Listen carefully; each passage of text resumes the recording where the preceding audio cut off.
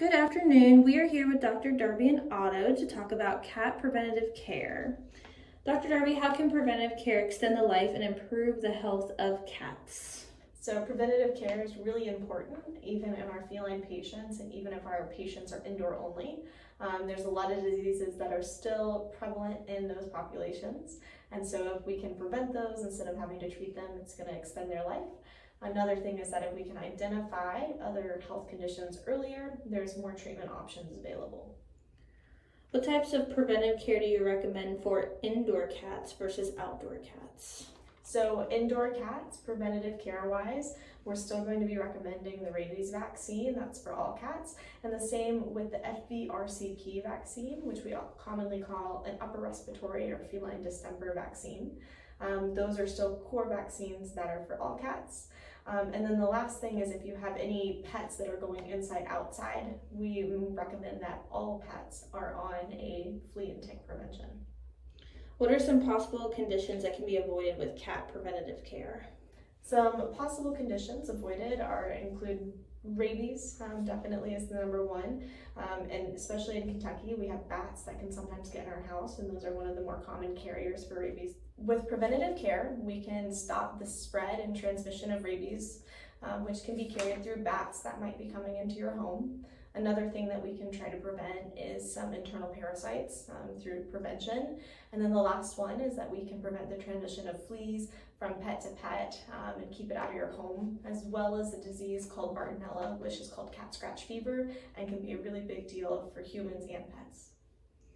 So why is it so important to avoid self-diagnosing my cat versus calling the vet hospital? One of the main reasons that we recommend that you go ahead and bring your pets in for an exam, especially cats, is because a lot of their symptoms can be very, very similar. And even though a Google search or some research or previous experience might make you think it's one disease, it could easily be 5 or 6 others. And so we need more experienced eyes and diagnostics in order to discern those. What will you do during a cat preventative care appointment yourself? So during our cat preventative care exams, one of the main things that we're doing is we're doing a full exam, nose to tail, looking at everything on your cat, looking for any abnormalities that need to be addressed.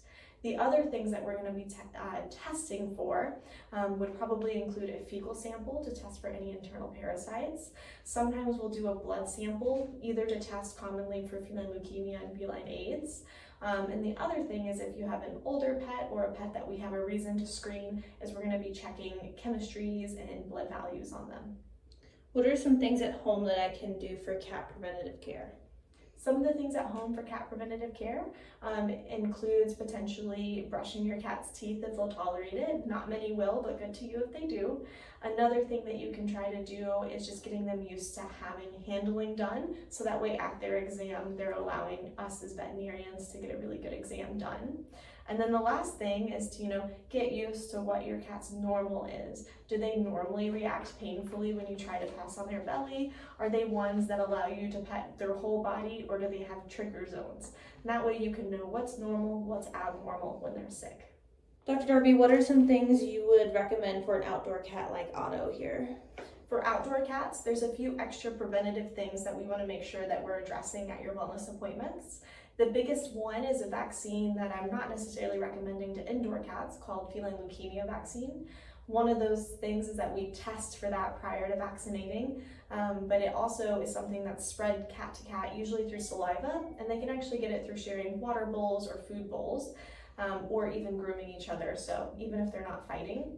The other thing is that we want to make sure if there is fighting to help remove your cat from that situation, because that can easily spread multiple diseases, can cause abscesses, and definitely can cause major injury to your cat.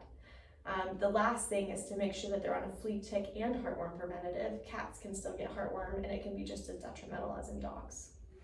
Thank you, Dr. Darby, and thank you, Otto, for educating us more on cat preventative care. If you have any other questions, just give us a call. Thank you.